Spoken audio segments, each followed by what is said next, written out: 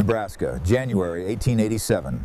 In a livestock barn at the edge of a dying winter, 60 men had gathered to decide what things were worth. The mare came in last. That was what they did with the ones nobody wanted. The bidding fell. $6, $50, $40. Then silence. The man beside her had bred horses in that county for 30 years. He already knew what she was going to do. She raised her hand, and everything that followed cost $40. The mare nobody wanted walked in circles. That was the first thing Priscilla Vane noticed when the handlers brought her into the ring at Drover's livestock auction on a Tuesday morning in January of 1887. Not the white film clouding the left eye, not the careful, testing quality of each step, but the circles themselves. Patient, methodical, the radius consistent each time, as though the animal was measuring something invisible and finding it satisfactory. The other horses that morning had moved with nerves or with show, tossing heads sidling away from the crowd noise, performing the small anxieties of animals in unfamiliar places. This one moved like she was learning the room. Outside, the temperature sat at 12 degrees below zero. The auction barn held the cold in its bones despite the press of bodies inside. 60, maybe 70 men packed along the rails and up into the rough-cut bleachers, breath rising in small clouds above their hats. The smell was hay and manure and the particular damp wool smell of men who had been working since before sunrise in weather that did not invite lingering. The auctioneer had been going for 3 hours. His voice had developed that quality it acquired late in a long sale, a kind of resigned efficiency, the voice of a man reading from a list he already knew the ending to, moving through the motions because the motions were his profession. The gray mare was 15 years old, give or take. Her papers said Lady Grey of Tillman, which told you something about the person who'd named her and nothing useful about the animal herself. She was built like a working horse, not a show horse, wide through the chest, short-coupled, with the kind of bone that suggested she had carried weight for years without complaint and would carry more if anyone asked. Her left eye was fully gone, the pupil invisible behind a white opacity that caught the lamplight and turned it back. Her right eye showed the beginning of the same process, a faint cloudiness at the margins, the early signature of a condition that moved in one direction only and did not negotiate. She had been brought into the ring last, which was what drovers did with animals it didn't expect to sell. They put the difficult ones at the end, after the crowd had spent its money and its patience, after the energy had gone out of the room and the auctioneer was coasting toward the door. The bidding opened at $60. It dropped to $50 before the man finished his first breath. Then $40. Then the room went quiet in the particular way. Rooms go quiet when no one wants to be the last person holding something that nobody else wants. Priscilla raised her hand. She was 22 years old, 5 feet and 3 inches tall, and she had driven to Flat Rock that morning in a wagon with a split canvas top that let the cold in at the seams. She had $230 in her account at the Flat Rock Savings Bank and a promissory note on 40 acres of bottom ground pasture that she was still in the early, careful work of understanding. She wore a heavy canvas work coat that had belonged to her father until she inherited it by attrition, and in the back pocket she carried a notebook already on its third refill of pages. The notebook contained, among other things, 11 pages of handwritten calculations derived from a paper published 5 years earlier in the Journal of Agricultural Science by a professor at Nebraska State Agricultural College named Dr. Silas Bowen. Calculations that Priscilla had worked and reworked on the backs of feed store receipts and the margins of auction catalogs until they came out the same way every time, regardless of which direction she approached them from. The man standing next to her at the rail was named Thaddeus Greer. He ran the largest quarter-horse operation in Tillman County, 280 acres, 40 broodmares, a stallion roster that drew buyers from 3 states. He had been purchasing horses at drovers for 19 years and knew every animal that came through the ring, the bloodlines, the breeders, which animals were worth pursuing and which ones weren't. He possessed that quality particular to men who have spent decades becoming genuinely skilled at something. A settled authority that no longer needed to announce itself because it had long since stopped needing to. He looked at Priscilla the way an experienced man looks at an inexperienced decision, not with cruelty. With a kind of bewildered pity, the expression you'd offer someone who stepped into a puddle they had clearly seen from 10 feet away. That horse is blind. The words came out level, not unkind. She'll be fully blind inside a year, Priscilla said. Progressive retinal degeneration. You can see it in both eyes. I know what it is. So do I, Priscilla said. Greer looked at her for another moment. He looked back at the ring where the gray mare was being led out by a handler who appeared relieved to be done with the task. He said the number again to himself, quietly, the way a man repeats a figure he cannot quite reconcile with the world as he understands it. $40. Then he wished her luck and moved down the rail toward a conversation that made more sense to him, and the transaction was complete. Priscilla's father, Garrett Vane, was sitting in the wagon when she came out, leading the gray mare on a borrowed rope. He was 52 years old and had farmed 40 acres of bottom ground in Tillman County for 23 years. Black Angus cattle mostly, a small herd managed with the particular attention of a man who understood that the margin between stability and difficulty was narrower than it appeared from a distance. He had driven Priscilla to the auction that morning because the canvas top on her wagon was split, and he was not a man who let his daughter drive 12 miles in this kind of cold. He looked at the gray mare for a long time. He looked at the eyes. He had been around horses long enough to know exactly what he was seeing. How much? $40. He looked at the mare's eyes again, then at Priscilla, then back at the mare. Something moved in his jaw, the particular set of a man absorbing information he hasn't decided what to do with yet. "Get her loaded," he said. He didn't say another word for the full 30 miles home. But when they pulled into the yard, he was out of the wagon before Priscilla had finished setting the brake, and he went directly to the barn and began pulling fence lumber without being asked, without any discussion of what he was building or why. The county of Tillman, Nebraska in 1887 was not complicated once you understood its logic, and its logic was this. Land produced grass, grass-fed horses, horses were bred to better horses, foals were sold at weaning or as yearlings. The quality of your breeding stock set the ceiling on everything that followed. Below that ceiling, the work was mostly patience and weather and the slow arithmetic of seasons. But above it, there was nothing. You could not outperform your mares. Thaddeus Greer sat at the top of this arrangement, as men like Greer tend to do in places like Tillman County, not through inheritance or political favor, but through the accumulation of genuine competence across 30 years of daily work. He had started with 12 acres and 2 mares and built, through consistent judgment and an almost preternatural ability to assess horseflesh, an operation that the county admired and that buyers from Iowa and Kansas came annually to see. He knew things about quarter horse breeding that weren't written down anywhere because they had never needed to be written down. They lived in his hands and his eyes and in the long accumulated catalog of animals he had observed over 3 decades of doing the same work in the same place. The conventional wisdom of Tillman County was not a secret. You bought the best broodmares you could afford. You bred them to the best stallions you could afford. You sold the foals. A blind mare was not part of this equation, could not be part of it. She couldn't be ridden or shown or resold for any reasonable figure once her eyes failed completely. In the language of the auction barn, a blind mare was a cull. You bought culls for slaughter weight, or you left them for someone else's regret. What Priscilla had understood, sitting in a classroom in Lincoln 3 years earlier, was that the county's logic had a gap in it that nobody had bothered to measure. Dr. Silas Bowen had spent 15 years studying fertility outcomes in broodmares across breeding operations in Iowa, Nebraska, and Kansas before publishing his findings in the Journal of Agricultural Science in 1882. He was an Indiana man, gray-haired, methodical to the point of being predictable.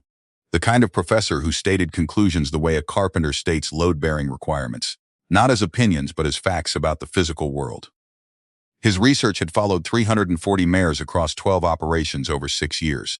Of those, 47 had some degree of visual impairment ranging from partial loss to complete blindness.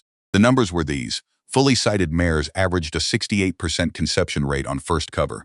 Visually impaired mares averaged 81%. The difference in foal survival to weaning was smaller but consistent.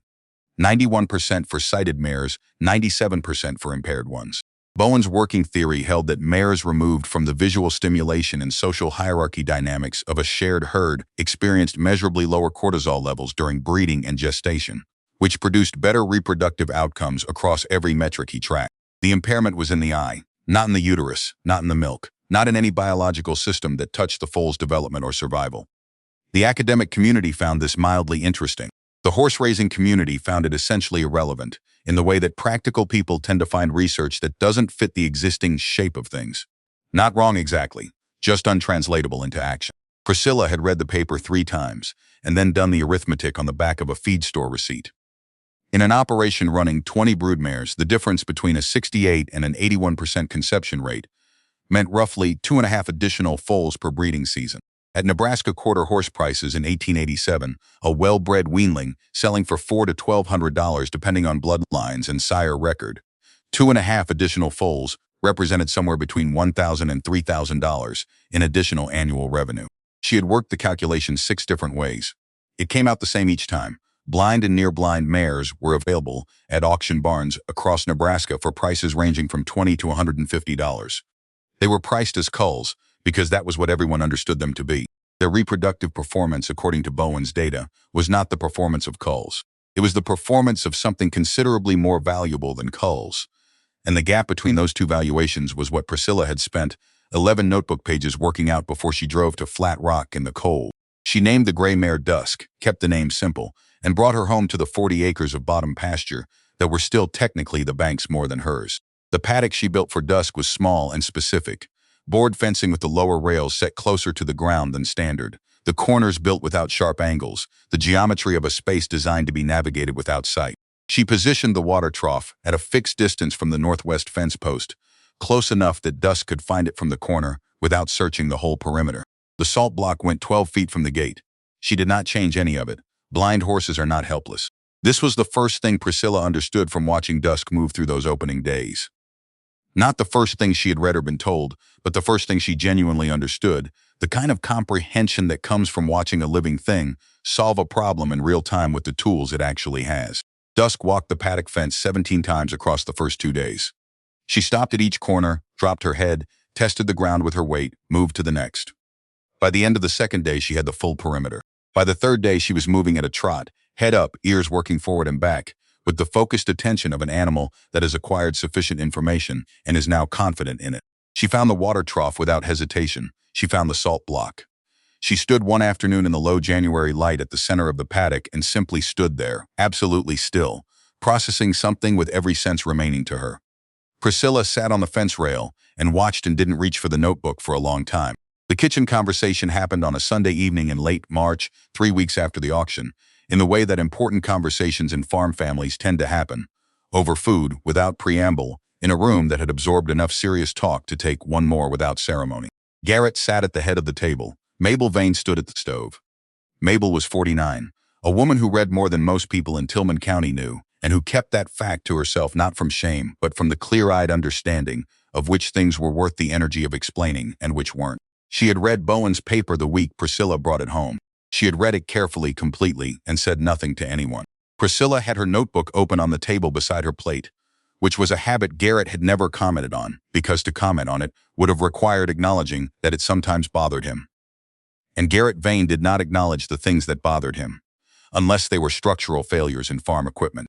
She laid out the plan. She would breed Dusk to a local stallion, a son of a well-regarded sire named Colonel's Rampart, whose owner operated a small breeding operation on Route 9 and charged $250 for the service. Based on Bowen's data, she expected Dusk to settle on first cover. She expected a foal in February or March of 1888. She expected to sell that foal as a weanling for somewhere between $600 and $800 based on the stallion's production record and the market prices she had been tracking in the notebook for 8 months. Over the following 3 years, she wanted to acquire 6 to 8 additional visually impaired mares from auction barns in Tillman, Dodge, and Custer counties, breed them to the same stallion, and build a production operation she projected would generate between $8,000 and $14,000 annually by 1892. The kitchen went quiet. Mabel stopped stirring. Garrett set his fork down and looked at the notebook. He looked at it the way a man looks at a document that may or may not be in a language he reads. "You're going to buy blind horses." He said it slowly, not as a question. "Near blind, some fully blind, whatever the auction has that nobody else wants. Breed them and sell the foals." He picked up his fork, put it back down. "The stud fee is $250, yes. Dusk costs $40, yes. So your total investment in the first foal is $290 plus feed veterinary bedding. Call it $500, all in." Outside, the wind was doing something to the barn roof it did every March, a low, periodic knock against the north fascia that Garrett had been meaning to address for 4 years. The icebox settled in the corner with the sound it made when the kitchen cooled toward evening. "I need to think about it," he said. Mabel turned from the stove. She looked at her husband with an expression Priscilla couldn't fully read. But it contained, she thought, a quantity of patience that had been accumulating for a long time, the patience of a woman who has watched someone circle the right answer for years without landing on it. "She's right, Garrett."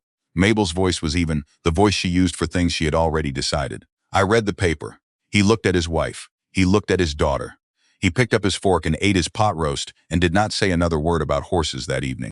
The next morning, when Priscilla went out to check on Dusk, she found that her father had already replaced 2 of the lower fence rails in the paddock with stouter lumber, adding a third rail set 6 inches from the ground. Exactly the kind of modification you make when you are planning for a foal to be moving through a space and you do not want it to catch a leg in the gap. He had not said yes, but he had said something.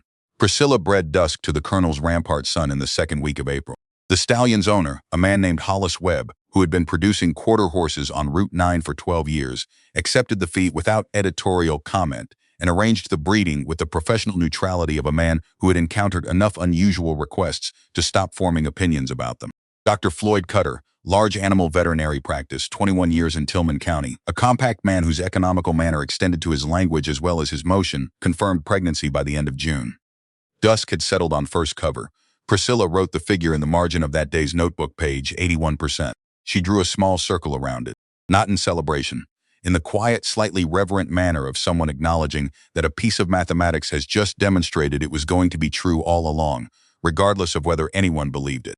She managed Dusk through the summer, with the attention of someone who understood that she was running an experiment with real stakes and no second chance at the first foal. Weekly weight checks. Feed adjustments when the summer heat reduced the mare's voluntary intake. She kept the paddock layout unchanged throughout. A Principal Bowen had stated in a footnote that most readers probably skimmed about the importance of environmental consistency for visually impaired mares during gestation, the way their cortisol tracked to predictability rather than to novelty. When a fence rail cracked in August, Priscilla replaced it the same afternoon, with lumber cut to the same length and set at the same height. Dusk moved through the summer without drama. She had fully internalized the geography of her space and navigated it with the unhurried authority of an animal that no longer needed to think about the route. She ate well, drank consistently, stood long afternoons in the southeast corner, where the late light was warmest, one ear angled toward the pasture and one toward the barn, building and refining the catalog of sounds that had replaced what her eyes could no longer provide. The talk in Flat Rock that autumn was not encouraging.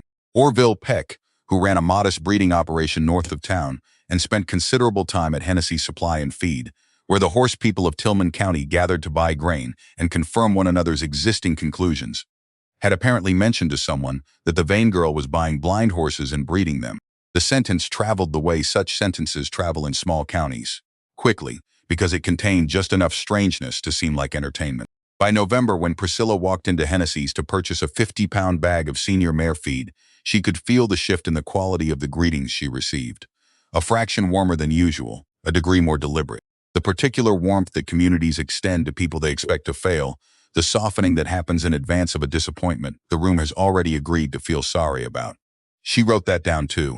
The conversation at Hennessy's happened on a Thursday afternoon in April, a few weeks after the breeding, when Priscilla stopped in for supplies and found Thaddeus Greer at the counter with Orville Peck and a younger man named Emmett Sharp, who had recently come into his father-in-law's land and was still working out what to do with it.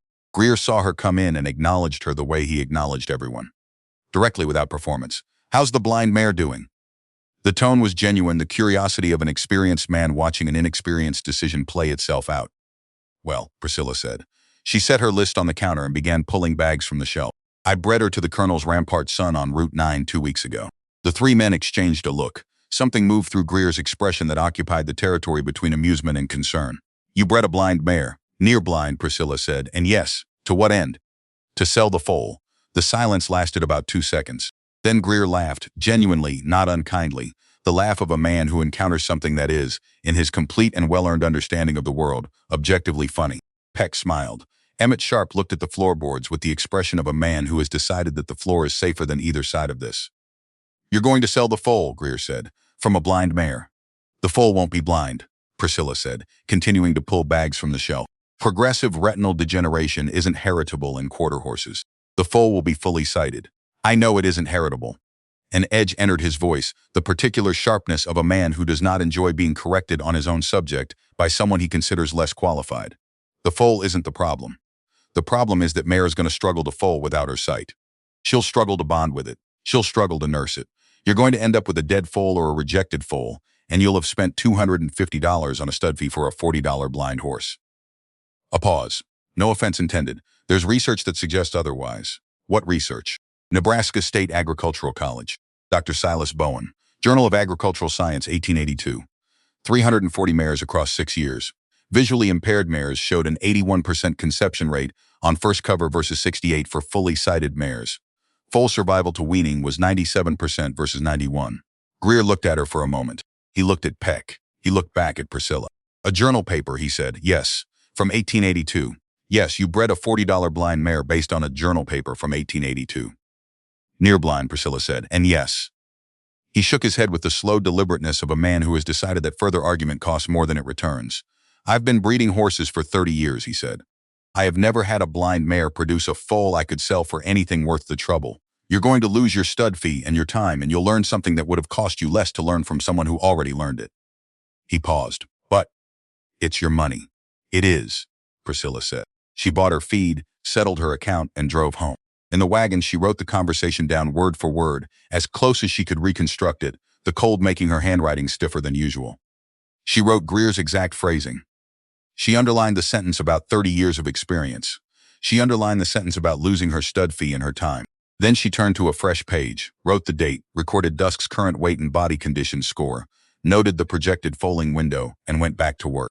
Garrett Vane was not a man who said things aloud when he could say them through action, and through that autumn his actions were consistent. He repaired a section of the east fence line without being asked, strengthening posts against the coming winter. He cleared the drainage ditch behind the small barn where Dusk was stalled.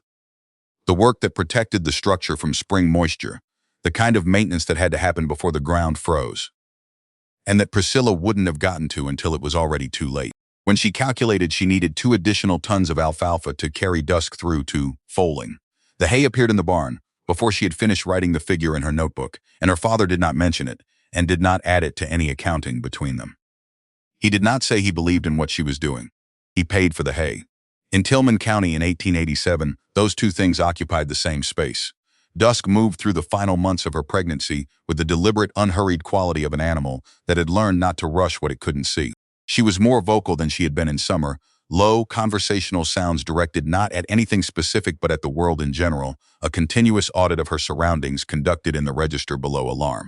Priscilla noted it in the notebook and cross-referenced it against Bowen's observation about increased auditory compensation as blind mares approached term. She had been sleeping in the barn for 4 nights on a cot dragged from the house. Dr. Floyd Cutter had told her what to prepare for, that blind mares sometimes had difficulty locating the foal in the first minutes after delivery, that the bonding process could be complicated, that she should be positioned to intervene quickly in the first hour. He had said this without editorializing, without the slightly pained expression that some people produced when the subject of this particular operation came up, which Priscilla appreciated. He was a man who worked with conditions as they actually existed. She had read everything she could find. She had contingency steps on an index card tucked inside the notebook cover. She had a clean cloth on the shelf above the cot, and a lantern with a full oil reservoir, and the complete focus readiness of someone who has prepared so thoroughly for something that the preparation itself has become a form of confidence. At 4:23 in the morning on the 23rd of February, 1888, Dusk foaled. The delivery was clean. A bay colt, 58 pounds, 4 correct legs, lungs that announced themselves the moment he hit the straw. Dusk turned without hesitation. Not the searching, uncertain movement Dr. Cutter had described as a possibility, but a single purposeful pivot, and located the colt by scent in fewer than 40 seconds. Her muzzle went from his nose to his flank and back in a slow, thorough inventory. The sound she made was low and specific, not distress but something closer to accounting, the vocalization of a mare confirming the presence of something she is not going to allow out of range. The colt was nursing within the hour. Dusk stood completely still while he found the milk, not the rigid stillness of restraint, but the voluntary stillness of absolute attention, every remaining sense directed at the small weight moving against her. She did not step on him. She did not shift away. She did not need to see him to know, at every moment with perfect precision, exactly where he was. Priscilla sat on the cot in the corner of the barn with her hands open on her knees and watched this and did not reach for the notebook. She sat with a blind horse mothering her foal in the lamplight at 4:30 in the morning in February in Nebraska, and understood something that the calculations in the notebook had not quite captured, that the mare's blindness had not removed anything the foal needed from her. It had only rerouted. Everything a sighted mare directed through her eyes, Dusk directed through her ears and her nose, and the sensitive skin of her face, and the result was a mother who was in certain essential ways more completely present than a sighted animal might have been. More fully focused on the one thing that mattered, undistracted by the visual noise of the world. She wrote it down eventually, but not right away. The bay colt sold in August of 1888 to a family named Alderman from Custer County who wanted a prospect for their daughter's junior riding program. The girl was 12, serious in the way that certain children are serious around horses, patient rather than excited. the kind of child who takes time before committing, and she and the colt regarded each other through the fence for a long while before anyone mentioned a price. Priscilla watched the transaction from the barn doorway and thought not about the $750 the aldermans counted out, but about the number beneath that number. The colt had cost roughly $420 to produce when she allocated expenses honestly across the full program. The net was $330. Taken alone, that figure did not suggest the foundation of anything significant. But Thaddeus Greer's cheapest broodmares cost him between $800 and $1,500 at auction. His stud fees ran $400 to $600 per breeding. His average cost to put a weanling foal on the ground, before land and labor, before overhead, was somewhere between $1,200 and $1,800. He sold those weanlings for $1,200 to $2,200, depending on quality. His margin per foal in a good year sat between $400 and $800. Priscilla's cost to produce a weanling, $400 to $500. Her margin, selling at the same price points, because her foals carried the same Colonel's Rampart bloodlines from the same stallion, $300 to $700. The margins were comparable. The capital required was not. Greer needed $1,500 to put a foal on the ground. Priscilla needed $400. She drew a box around those two figures in the notebook and did not add any words, because the box said everything that needed saying. She went back to the auction barns in September of 1888, this time driving east to two barns in Dodge County she had been watching for months through their sale catalogs. She came home with two mares in the back of the stock wagon. Copper was 12 years old, a sorrel with complete blindness in her left eye and significant impairment in her right. She had the compact, efficient build of an animal that had done real work and the kind of steady temperament that comes from long experience with humans. The Dodge County barn had listed her as a pasture companion prospect, which was catalog language for an animal they didn't expect to place in any productive program. She cost $60. Garnet was 14, a bay with a red undertone in her coat that caught the afternoon light in a way that justified the name Priscilla gave her before they were off the auction grounds. Both eyes were going, the thickening opacity of bilateral Thwaiwa retinal degeneration, the version that moved quickly and took everything. The barn's veterinarian had noted in the margin of her paperwork that she likely had 8 months of functional vision remaining. She cost $35. Priscilla bred both in October to the Colonel's Rampart son, paying Webb 2 more stud fees of $250 each. Her total program investment at that point stood at $1,285 across 3 mares, 3 stud fees, feed, veterinary, and supplies. She financed it through her farm operating account, the proceeds from the alderman colt, and the 2 months of hay her father had paid for, without ever making it a formal debt. The winter of 1888 into 1889 settled over Tillman County with the patient, grinding brutality of Nebraska winters that aren't catastrophic but don't relent. Temperature drops in the night without warning. Water troughs froze by morning and needed breaking before the mares could drink. Priscilla tracked body condition on all 3 animals every Sunday regardless of weather, recording a number on a 7-point scale she had adapted from a method Dr. Cutter had shown her the previous autumn. The paddock layouts held unchanged. The feed schedules held. Dusk went fully blind in February. The right eye completed its process the way Priscilla had expected. Gradually, then faster than done. She documented it day by day, not out of sentiment, but because the timeline was data. What she observed was this. The transition did not distress Dusk the way she had feared it might. The mare had been compensating for months, building the alternative architecture of her perception long before the final light failed. When it went entirely, she did not panic or circle in confusion. She stood at the center of her paddock and turned her head slowly in both directions, recalibrating, and then walked to the water trough without hesitation. 12 steps from the center post. She had counted them before anyone asked her to. Copper foaled in March, a gray filly, 62 pounds, clean delivery, nursing within 90 minutes. Garnet foaled in April, a bay filly, 55 pounds, with one small presentation complication that Dr. Cutter resolved in under 10 minutes without ceremony. Full nursing within 2 hours, 3 mares, 3 all living. All nursing, 100%. Priscilla wrote the figure in the margin and turned the page. The gossip in Flat Rock shifted that autumn without anyone making a conscious decision to shift it. It was still the story of the vain girl and the blind horses, but the quality of the story had changed in the way stories change when the thing being discussed starts doing what the teller said it wouldn't. Orville Peck had told someone in the spring that he was still waiting for the wheels to come off. The wheels had not come off. He continued to wait and did not advertise the fact that his expectations were going unmet week after week. Emmett Sharp, who had eventually decided on a cow-calf operation for his father-in-law's land because horses had turned out to be more complicated than he'd initially appreciated, mentioned to his wife that the vain girl might actually know what she was doing. His wife passed this along to two people. It traveled as a kind of wondering, the way communities process the discovery that their collective certainty was wrong. Not as a retraction or a correction, but as a gradual sideways acknowledgement that in its early stages sounds almost indistinguishable from more doubt. Thaddeus Greer drove past the Vane property twice that autumn. He did not stop. He was not a man who passed things without observing them, and what he observed was that the operation was growing. More paddock space on the east side, new fence posts properly set.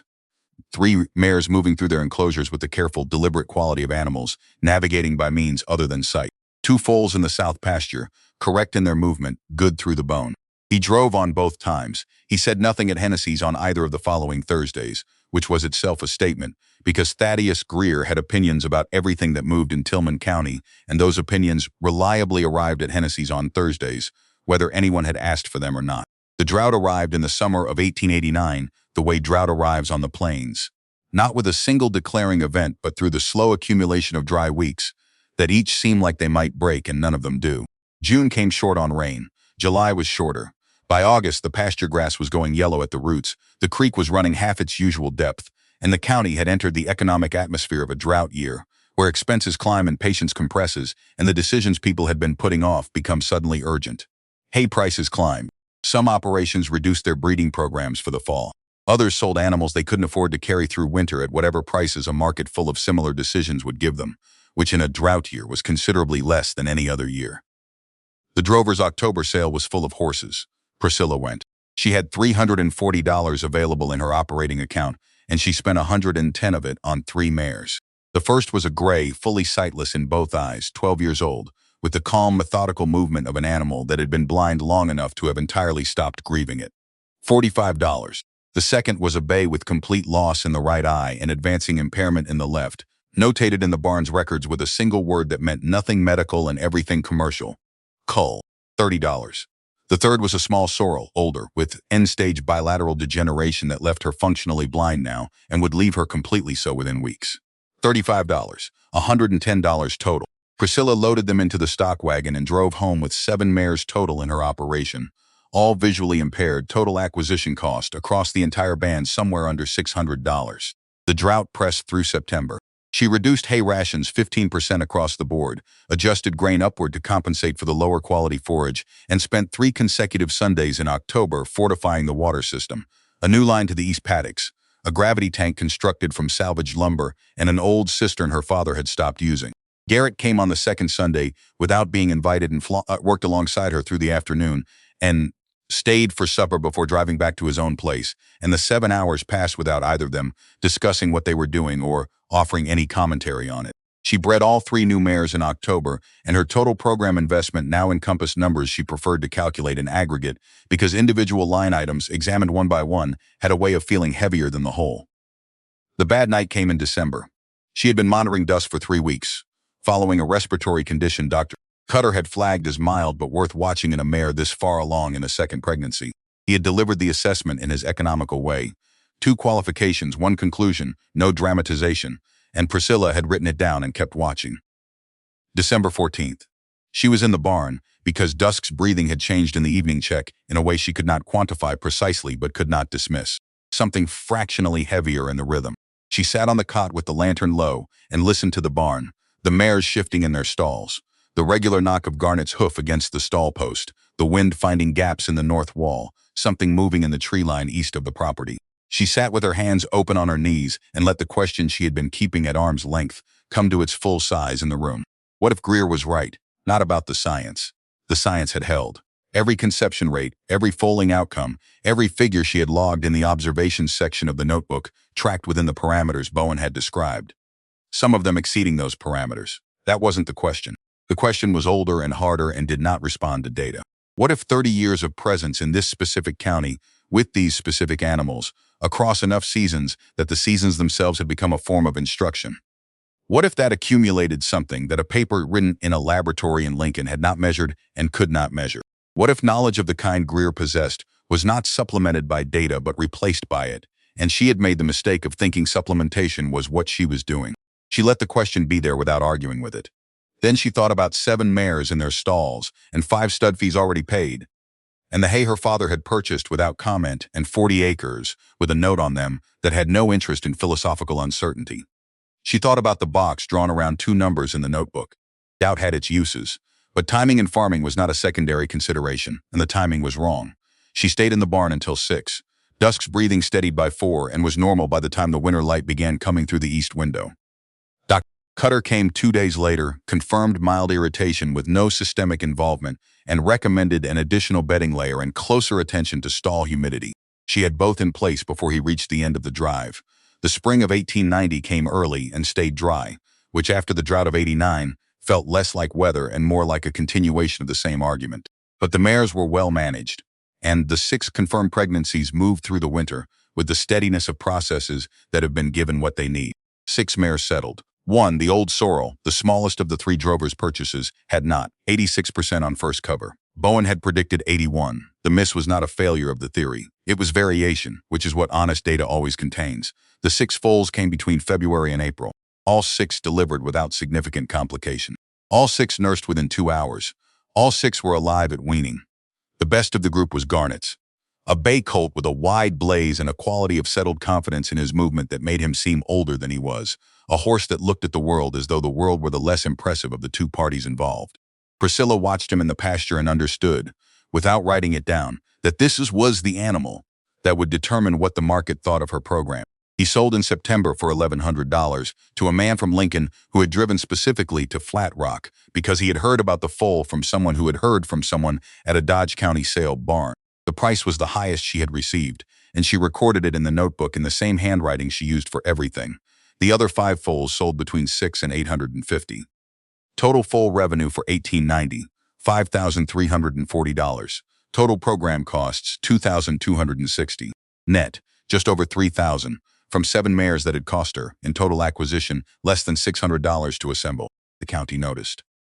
You cannot move 6 foals through Tillman County without the buyers talking and the sale barns recording and the people who have been counting the animals in your paddocks from the road, comparing what they see to what they've heard. By autumn, the story at Hennessy's had changed its character entirely. The story of the young woman who was going to learn an expensive lesson had exhausted itself. The new story was about money, and money in Tillman County was not a thing the county knew how to treat with gentle communal pity. Greer heard the numbers through Peck, who heard them from Chester Aldrich, who had purchased one of the 1889 foals, and watched it develop into something he was quietly pleased with.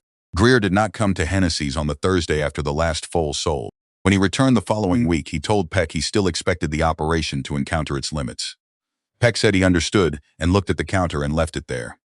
The winter that followed was cold and long. The spring of 1891 came in wet, the overcorrection of weather that had been too dry for 2 years, and was now making up the deficit in the wrong season, in quantities that served no one and saturated everything. Rain from March through April, the sustained infiltrating wetness that converted every low point on every farm in the county into mud and turned every cough in a young foal into something that required watching and worrying.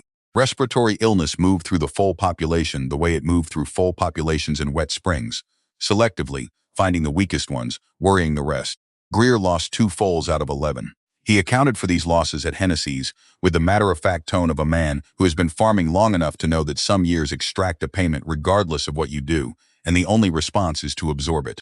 Chester Aldrich lost 3 out of 5, which was a different category of loss, the kind that changes how a person thinks about the following year, that introduces a question mark where there had been a plan.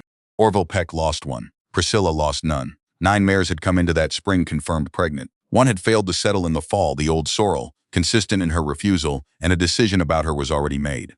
9 foals were born. 9 foals lived through the mud and the respiratory season, and the 2 weeks in April when the rain didn't pause for more than a few hours at a stretch. The difference was not fortune, and she knew precisely why it wasn't. Blind mares track their foals by sound and smell. They cannot lose a foal in fog or rain the way a sighted mare can, cannot be confused by poor visibility or the visual complexity of a muddy, crowded pasture. Their tracking system is not degraded by bad weather. It is the same system in fog as in sunlight, which means that when a wet spring reduces visibility for every other animal on the property, the blind mares are already operating on the system they have always used, and it does not change. Priscilla had also built a management protocol from 4 years of observations.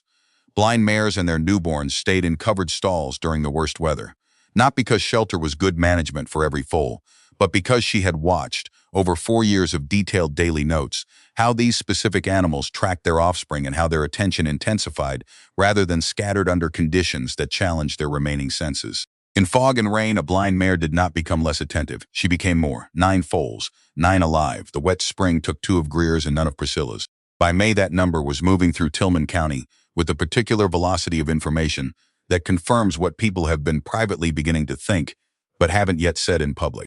Chester Aldrich stood at Hennessy's on a Tuesday afternoon, a deliberate choice of day, not a Thursday, which was when Greer held his habitual position at the counter, and said plainly in front of 4 men that he should have gone to Priscilla Vane 2 years ago, before the wet spring, before the losses, before the week he spent calculating what the year was going to cost him. Nobody argued. Orville Peck looked at the wall. The other 2 men nodded or didn't, which in Tillman County was its own form of public agreement. Greer heard about it that evening through Peck, who reported it without editorial comment, which was itself an editorial comment. Greer ate his supper. He didn't return to the subject, and Peck didn't push it, and the silence between 2 men who have known each other a long time and no longer need to speak everything accumulated around the table until it had said what it was going to say. He drove past the Vane property 3 times in May and June. The first time he slowed without stopping. The second time he pulled to the side of the road and sat with the reins loose in his hands for a full minute before driving on. The third time, a Tuesday morning, in the second week of June, the fields finally dry enough to have recovered some of their color. He turned in at the gate. Priscilla was in the east pasture checking the foals.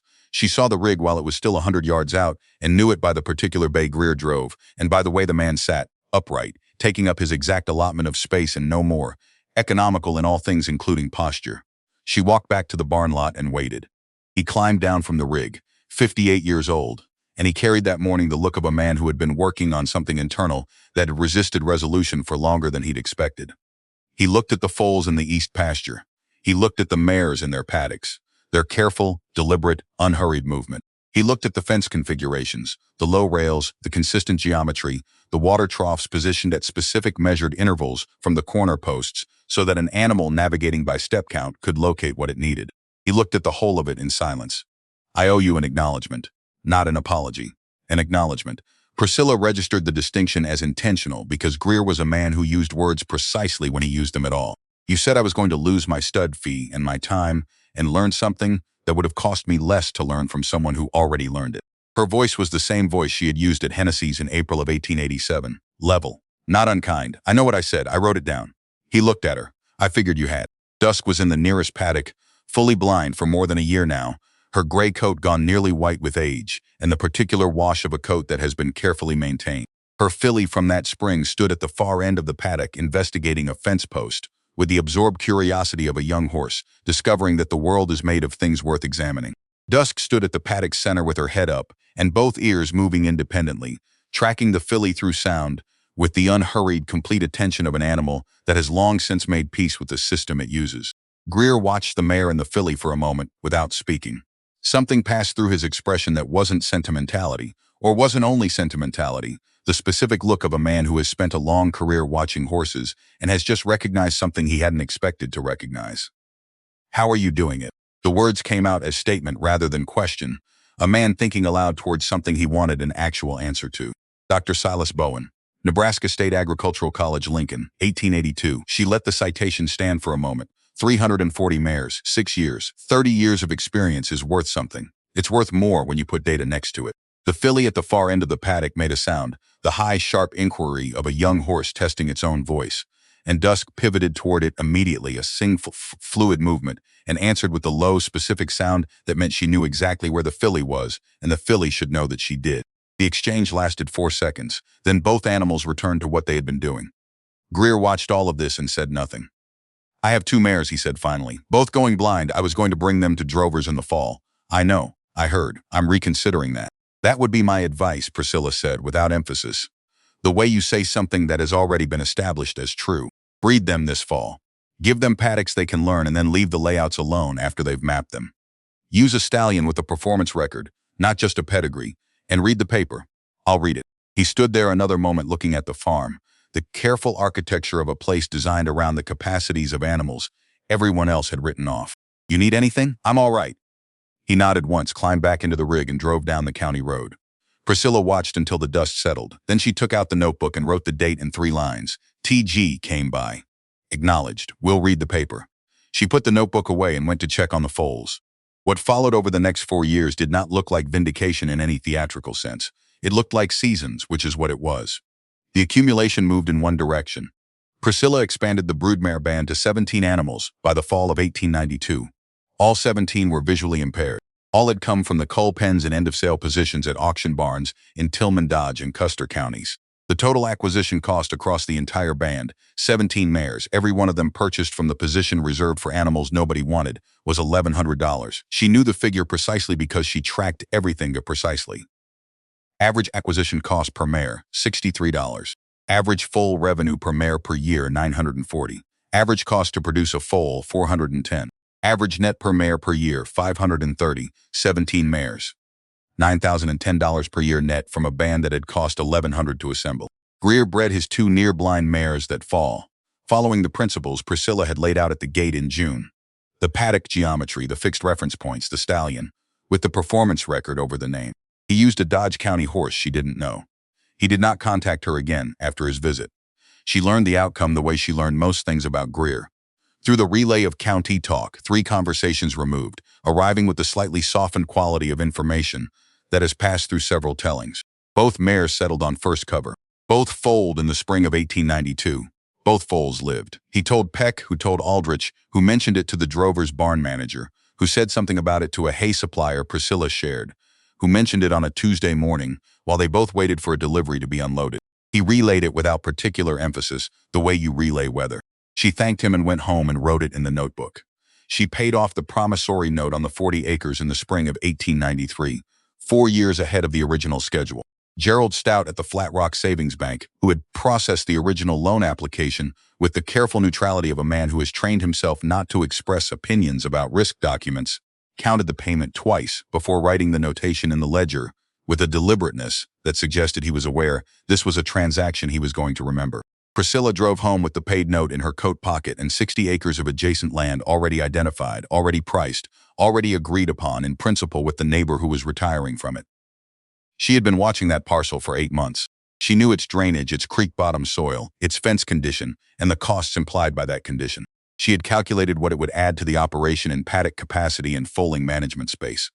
In the fall of 1894, she drove to the title company office in Flat Rock with a bank draft for the full purchase price, and Garrett Vane sat beside her at the closing table. He hadn't been asked to co-sign anything. He wasn't needed for the transaction in any legal sense. He had asked the week before whether she minded if he came, and she had said she didn't, and neither of them had added anything to that. He sat beside her while she signed the papers and watched the title company clerk organize the documents and the bank officer verify the draft and the retiring neighbor shake hands across the table with the slightly dazed expression of a man who has just finished a chapter of his life. Garrett watched all of it with the complete, still attention he brought to everything he considered to matter. They walked out into the October light together. He stopped beside his wagon. He looked at his daughter with an expression that had been building, Priscilla thought, for the better part of 7 years. "You were right," he said. Plain. No preamble. From the beginning. "I had good data," Priscilla said. "You had good data and you trusted it when no one else would." He stopped. He was not a man who repeated himself. He looked at her another moment and said it again anyway. "You were right." He climbed into the wagon and drove back toward his own place, the 40 acres he had worked for more than 2 decades, which now sat beside 100 acres his daughter owned free and clear before her 30th birthday. Priscilla stood in the road until the wagon was gone. Then she got into her own wagon, the newer one, with the canvas top that didn't let the weather in, and drove home to check on the mares. By 1895, 4 other operations in Edmonton County were managing visually impaired mares as intentional breeding stock. 2 of those operators had come to Priscilla directly, one by letter, one in person, to ask for guidance. She gave it without charge because the principle she had built on was not a proprietary discovery.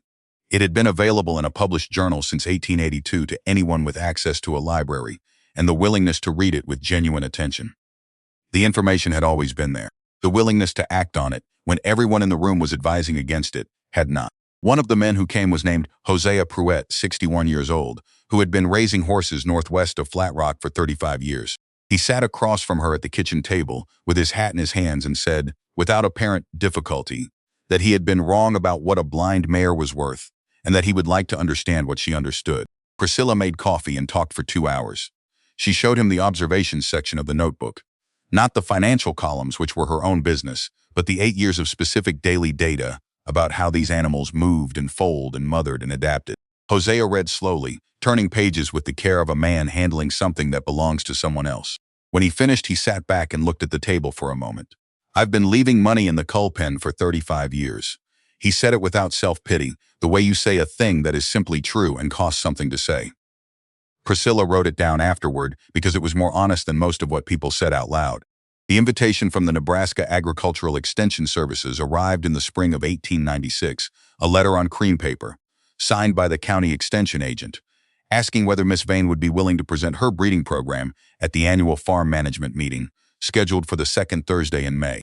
The letter described her work as a notable example of empirical method applied to local agricultural practice, which was the formal phrasing of people who wanted to acknowledge that something significant had happened, without committing themselves to exactly how significant. She accepted in one sentence and mailed the response the same day. The Flat Rock Grange Hall smelled of old wood and decades of collective use, grain dust and boot leather, and the kind of accumulation that happens in a building where practical people have been gathering for a long time to talk about practical things. Priscilla arrived 40 minutes early and set out the few things she had brought. The notebook, open to a page of summary figures, and a single handwritten sheet containing the core numbers of the program across 9 years. Not theater, just arithmetic made visible. 63 people by her count, which she did out of habit, standing near the front. She recognized most of them, farming families from across the county, a few faces from Dodge County, the county extension agent, 2 men from the Lincoln office whose presence suggested the letter had been rather more official than its measured tone implied. Chester Aldrich came in with his wife. Hosea Pruitt took a seat near the middle. Emmett Sharp, who had made peace with his cow-calf operation and seemed settled in it, sat near the back. Thaddeus Greer came in at 5 minutes to the hour and took a seat in the third row. He arranged his coat and set his hat on the empty seat beside him and folded his hands on his knee and looked toward the front of the room with the neutral, complete attentiveness of a man who has decided to be fully present at something. Garrett Vane came in at 1 minute to the hour. Priscilla was already at the front, waiting for the extension agent's introduction to finish, and she did not see her father enter. She did not know he was there until after everything was over. She spoke for 40 minutes. She did not begin with the story of Dusk or the auction or the cold January morning that had started the whole sequence. She began with the numbers, because the numbers were the reason the room was full. Conception rates, 81% versus 68 across 9 years of her own data confirming Bowen's findings across 23 mares. Foaling outcomes, survival rates, cost per foal produced, net per mare per year, acquisition costs compared to conventional programs. The numbers moved through the room, the way numbers move when they are doing something words cannot do. They replaced opinion with arithmetic and left 63 people sitting with the slightly disorienting sensation of having their familiar furniture rearranged. She talked about the management protocol in practical detail, the paddock design, the environmental consistency, the foaling preparation specific to blind mares, the things the observations section had taught her that weren't in Bowen's paper. Because Bowen had studied outcomes and not daily practice, she talked about what she had gotten wrong in the early years and what she had corrected. She talked the wet spring of 1891 and what it had revealed about the secondary advantage of mares whose tracking system was already independent of sight. The room held a quality of stillness throughout that Priscilla associated with people who are listening with their full attention rather than performing the appearance of listening. There was no shuffling. Near the end, there was a particular density of quiet that a room achieves when everyone in it has understood something simultaneously. When she finished, Greer raised his hand. He asked about stallion selection, specifically, whether the weighting given to performance record over pedigree recognition should shift when the broodmare band was visually impaired, or whether the evaluation criteria remained the same, regardless of the mare's condition. It was a precise question, the question of a man who had been thinking carefully about something and wanted to understand it better. Not a challenge, not a gesture toward reconciliation, a technical question. Priscilla answered it. He asked a follow-up about the specific performance metrics she weighted most heavily. She answered that too. The exchange ran 6 minutes, specific on both sides, the kind of conversation that has no audience, because everyone listening is simultaneously too occupied with thinking to function as an audience. 6 minutes. The most productive conversation they had ever had. After the meeting, people came forward with the purposeful movement of those who have been given something to work with and have specific questions about it. Hosea Pruitt waited until the group around her thinned. He shook her hand and said that he wished he had read more carefully 30 years ago. Chester Aldrich said he was planning to add 2 visually impaired mares to his program that fall. Greer left without speaking to her again, a man who had asked good questions and absorbed the answers, and had no remaining business in the room. He put on his coat at the door and walked out into the May evening. She was gathering the notebook and the summary sheet when she became aware of her father standing near the side wall, not waiting in line, not moving toward her. Simply standing in the way Garrett Vane stood at occasions he considered to matter, in his dark church coat which she had not seen on him outside a Sunday in years. He had been in the back row the entire time. She hadn't known. She walked toward him. He did not move to meet her, not from reluctance but from the same economy of motion that governed all of his physical choices. He was already where he needed to be. He stood up straighter, which was a thing he did at church and at the grave sides of people he had respected. He looked at his daughter in the Flat Rock Grange Hall, with 60 people still moving around them. He did not speak. He didn't need to. Some acknowledgments are too large for words and too precise to survive translation into them, and Garrett Vane had spent his whole life understanding the difference between those and the acknowledgments that required language. The summer of 1896 ran dry again after the wet spring, the moisture spending itself fast and the fields going brown at the margins by July. Priscilla managed the 100 acres with the efficiency of someone who had been through enough cycles to recognize the patterns before they completed themselves. She also hired a hand for the first time, a young man named Walter Fry, 17, the youngest son of a family from the county's north end who had more children than land. He was quiet and attentive and absorbed instruction without requiring it to be repeated, and he had apparently on his own and within the first 2 weeks worked out the essential principle for working around blind horses: predictability. He never rushed, never approached a paddock from an unfamiliar direction, never made sudden sounds in the barn. Priscilla told him directly what he had already figured out, and he nodded and continued. The letter from Lincoln arrived in October of that year, not from Bowen, who had retired in 1894, but from one of his former students, Dr. Theodore Warren, who was continuing Bowen's research with an expanded sample across 5 states and had heard about the Flat Rock presentation through the extension agent's written report. He wanted to include Priscilla's operational data in a follow-up study. He offered to visit or to correspond, whichever she preferred. She wrote back. He could visit. Warren arrived in November, a man of 40 with the slightly distracted quality of a researcher who is always partly occupied by the question behind his current question. He walked every paddock. He read every page of the observations section of the notebook with the absorption of someone who had not expected to find this much. On the second evening, he sat at the kitchen table with the notebook open between them and said that her data was the most complete and consistent field record of this management approach he had encountered in 5 years of expanded work. He said it the flat, direct way of a scientist reporting a finding. Bowen's paper established the what, he said. What you've built here is the how. Priscilla considered that for a moment. The how was in the paper. You just had to be willing to use it. He looked at her across the notebook. Most people weren't. I know, Priscilla said. That was the business. He left after 3 days with 2 pages of summary figures and a careful transcription of specific sections of the observations notebook, and a handshake that lasted longer than handshakes usually last, as though he had more to say and hadn't found the right form for it. 8 months later, a monograph from the Nebraska State Agricultural College Press arrived in the mail. 62 pages, sober in its language and its conclusions, containing in the acknowledgments section a paragraph citing the 9-year operational record of Priscilla Vane of Tillman County as providing the most comprehensive field confirmation of the Bowen findings yet documented. She read the acknowledgment twice, set the monograph on the shelf above the notebook, went out to check the evening feeding. The winter of 1898 took Mabel Vane. It was pneumonia, the rapid, infiltrating kind that moves into older women in hard winters and does not leave the way it arrived, Dr. Cutter came 3 times in the first week and twice in the second, and on his 3rd visit of the second week, he told Garrett with the honest precision of a man who respected people enough to tell them the truth that the infection had moved beyond what could be addressed. Garrett absorbed this information for the rest of that night without sharing it. Mabel died on a Thursday morning in February. The same month Dusk had foaled 10 years before. A coincidence Priscilla noticed and did not write down because some things belonged to a different kind of record.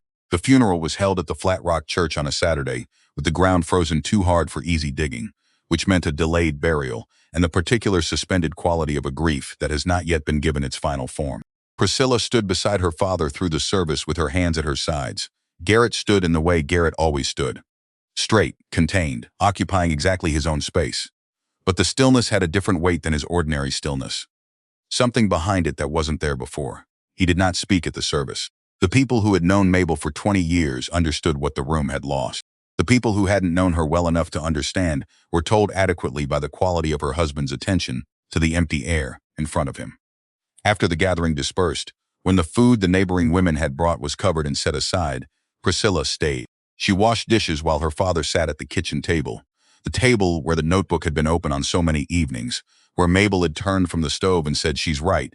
You know, on a March Sunday that felt, from this distance, like weather from a different world." Garrett looked at the table. He looked at the place on the left side where the notebook would have been. "She read everything you sent home," he said. "Every paper, every article." Before she said a word about any of it, which was how she always did things. Priscilla dried a cup and set it on the shelf. "I know," she said. "After that first winter with Dusk, she said you were going to be fine. Not that the horses were going to work out, that you were going to be fine." He stopped. Something crossed his face that she didn't name. She was right about most things. Priscilla hung the drying cloth and sat across from him, and they stayed there together for a while with the kitchen settling around them and the night coming down outside. And neither of them needed to fill the space with anything more than that. After Mabel's death, Garrett began coming to dinner at Priscilla's twice a week. Tuesdays and Fridays, without arrangement, without discussion. The visits simply became the pattern, the way patterns establish themselves in families after loss, shaping themselves around the absence. He sat at her table and sometimes stayed late enough to help with the evening checks, moving through the paddocks with the competence of a man who had spent his life around livestock. Joe was born in the summer of 1887, the same year as Dusk's first foaling. By 1901, she was 14, with her mother's red-brown hair and the vain quinality of complete attention, the ability to be fully present at a thing without appearing to try at it. She had grown up on the farm knowing the work before she knew the vocabulary for it. She could assess a mare's body condition by eye at 10. She knew the paddock layouts by memory because she had walked them with her mother on hundreds of evenings since she was small enough that the fence rails were overhead. She kept a notebook, a small red-covered one she had bought herself from the dry goods store in Flat Rock, with money earned, helping with the fall weaning, carried in her pocket with the same unconscious consistency that breathing is unconscious. On an evening in September of 1901, Joe came to the dinner table with her notebook and a sheaf of papers from the extension office. She had ridden to Flat Rock on a Wednesday, which wasn't a usual day for it, and Priscilla had not asked about it at the time. The papers were reproductions of the relevant sections of Warren's expanded study, updated in 1900 with a supplementary addendum on genetic diversity in small broodmare bands. Joe had read the addendum. She had made margin notes on the reproduction. She had worked the figures on the back page of her notebook. She set the papers beside her plate and turned to the notebook page with the arithmetic. The supplementary section. She said it without preamble, the way her mother stated things. Warren found that operations using a single stallion across more than 6 consecutive breeding seasons start to see a measurable decline in conception rates. He thinks it's genetic, the mares and the stallion becoming too closely matched through repeated breedings. His data shows a 4 to 7% drop over the following 3 seasons. A pause. "We've used Pepe's Blue Valentine for 7 years. Before him, the Colonel's Rampart Sun for the first 7. Warren's threshold is 6. Priscilla set her fork down. She picked up the addendum page and read it. She read Joe's margin notes. She looked at the arithmetic column. "What are you proposing?" "There's a breeding operation in Custer County. Ira Cobb's cousin runs it, that uses a stallion from entirely separate bloodlines. Strong performance record, no overlap with our current program. I checked the pedigrees at the extension office." Joe turned the notebook to show the column of figures. "A rotation over 3 seasons, mixing our current stallion with the new bloodline, adds cost in the first year. Warren's data suggests it recovers the efficiency gap and then exceeds current averages by the 4th season." Priscilla looked at the figures. She looked at her daughter. Joe held the look with the steady, waiting quality of someone who has done the preparation and is prepared to stand behind it. "You checked the pedigrees yourself. Mr. Harmon at the extension office let me use the records." Priscilla looked at the arithmetic column again. She looked at the margin notes, her daughter's handwriting in miniature, precise, abbreviating nothing essential. She looked up. "When did you go to Flat Rock?" "Wednesday. I told Walter I was going. You should have told me." "I know. I wasn't sure I had it right yet." "Do you think you have it right now?" Joe looked at the notebook, then back at her mother. "Yes." Priscilla sat with that for a moment. Warren's language in the addendum was what his language always was, sober, precise, committed to what the data supported. The figure he cited was conservative by his own characterization, which meant the actual exposure was likely greater than stated. She understood exactly what Joe had found. She had not found it herself because the addendum had arrived in a package from Lincoln the year before. And she had read it and filed it, and returned to it twice without following the genetic diversity clovers to its operational conclusion for her specific program. Because she had been managing 17 mares and 100 acres, and the follow-up thought had not completed itself. Her 14-year-old daughter had completed it on a Wednesday afternoon at the extension office with a red notebook and a borrowed pedigree file. Contact Ira Cobb's cousin, Priscilla said. Get the stallion's full performance record for the last 5 seasons. Conception rates, not just foal sales. Joe wrote this in the notebook before the sentence was finished. Garrett Vane, eating his supper at the far end of the table because it was a Tuesday, and that was where he was on Tuesdays now, looked at his granddaughter writing in her notebook. He looked at his daughter. He said nothing. He picked up his fork and continued his meal, and outside in the east pasture, Dusk stood at the center of her paddock in the last light of a September evening, in her 29th year, white as bleached chalk, blind now for 12 years. The filly she had raised that spring was moving somewhere in the far corner of the pasture, and the old mare tracked the sound of those small hooves on dry September grass with the same unhurried, precise attention she had brought to every foal she had raised since the winter of 1888. She did not turn her head to look. She had not looked at anything in 12 years and had not needed to. She simply knew by the cadence of the movement, by the specific pitch of the hoof fall, by the intimate geography of everything within the range of her other senses, exactly where the filly was, exactly what she was doing, and exactly how far away she remained. There is a particular kind of knowledge that comes only through long practice in conditions that strip away the easy answers. It does not announce itself. It does not require anyone's acknowledgement or permission. It simply is. Present, accurate, immediate, as reliable as anything that might once have been entrusted to a glance. The filly moved toward the fence line. Dusk's right ear tracked the sound without effort. The filly turned back, and the old mare's ear settled, and the September evening continued in the way of evenings that have arrived at exactly their right arrangement. Without drama, without announcement, with every necessary thing exactly where it was supposed to be.